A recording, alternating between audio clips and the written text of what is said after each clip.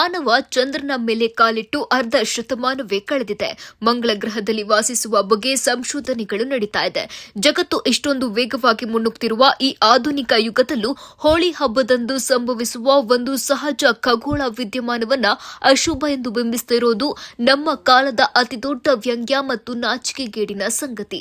ದುರಂತವೆಂದರೆ ಜನರಿಗೆ ವೈಜ್ಞಾನಿಕ ಅರಿವು ಮೂಡಿಸಬೇಕಾದ ಕೆಲವು ಟಿವಿ ಮಾಧ್ಯಮಗಳು ಇಂದು ಜ್ಯೋತಿಷಿಗಳನ್ನ ಕೂರಿಸಿಕೊಂಡು ಭಯದ ವ್ಯಾಪಾರಕ್ಕೆ ಇಳಿದಿವೆ. ಯಾವ ರಾಶಿಗೆ ಗಂಡಾಂತರ, ಹೋಳಿ ಆಡಬೇಡಿ, ಗ್ರಹಣದ ಕೆಟ್ಟ ದೃಷ್ಟಿ ಎಂಬಂತಹ ಅತಿರಂಜಿತ ಸುದ್ದಿಗಳು ಕೇವಲ ಟಿಆರ್ಪಿಗಾಗಿ ಸೃಷ್ಟಿಸಿದ ಆತ್ಮವಂಚನೆ ಮತ್ತು ವ್ಯಾಪಾರಿ ಬುದ್ಧಿಯಷ್ಟೇ. ವಿಜ್ಞಾನದ ಮುಂದೆ ಇವೆಲ್ಲವೂ ಕೇವಲ ಕಟ್ಟುಕತೆಗಳು. ಚಂದ್ರಗ್ರಹಣ ಎನ್ನುವುದು ಯಾವುದೇ ದೈವಿ ಕೋಪವಾಗಲಿ ಅಥವಾ ಅಶುಭ ಸಂಕೇತವಾಗಲಿ ಅಲ್ಲ.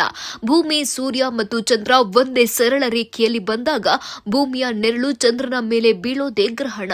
ಇದು ಸೂರ್ಯಾಸ್ತದಷ್ಟೇ ಸಹಜವಾದ ಸುಂದರವಾದ ನೆರಳು ಬೆಳಕಿನ ಆಟ. ಗ್ರಹಣದ ಸಮಯದಲ್ಲಿ ಚಂದ್ರ ಕೆಂಪು ಬಣ್ಣಕ್ಕೆ ತಿರುಗೋತನ ರಕ್ತಪಾತದ ಮುನ್ಸೂಚನೆ ಅನ್ನೋದು ಅಜ್ಞಾನದ ಪರಮಾವಧಿ. ಅದು ವಾತಾವರಣದಲ್ಲಿ ಬೆಳಕು ವಕ್ರೀಭವನಗೊಳ್ಳೋದ್ರಿಂದ ಆಗುವ ಪ್ರಕ್ರಿಯೆಯೇ ಹೊರತು ಬೇರೇನೂ ಅಲ್ಲ. ಗ್ರಹಣ ಕಾಲದಲ್ಲಿ ಹೊರಹೊಮ್ಮುವ ಕಿರಣಗಳು ಹಾನಿಕಾರಕ ಎನ್ನಲು ಯಾವುದೇ ವೈಜ್ಞಾನಿಕ ಪುರಾವೆ ಇಲ್ಲ.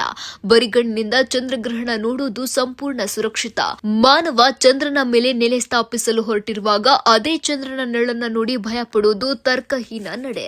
ಹಳೆಯ ಕಾಲದಲ್ಲಿ ನೈರ್ಮಲ್ಯದ ದೃಷ್ಟಿಯಿಂದ ರೂಪಿಸಲಾದ ಕೆಲವು ಕಟ್ಟುಪಾಡುಗಳನ್ನು ಇಂದಿನ ಹೈಟೆಕ್ ಯುಗದಲ್ಲೂ ಭಯದ ರೂಪದಲ್ಲಿ ಹೇರೋದು ಜನಸಾಮಾನ್ಯರನ್ನ ದಾರಿ ತಪ್ಪಿಸುವ ಕೆಲಸ.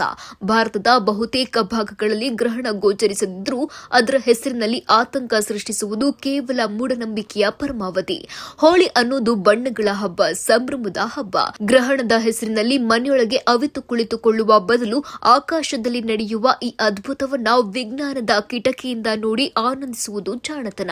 ಕೊನೆಯದಾಗಿ ನೆನಪಿಡಿ, ಮೂಢನಂಬಿಕೆಗಳ ಕಪ್ಪು ಬಣ್ಣವನ್ನ ತೊರೆದು ವಿಜ್ಞಾನದ ಬಣ್ಣದೊಂದಿಗೆ ಹೋಳಿ ಆಚರಿಸಿ.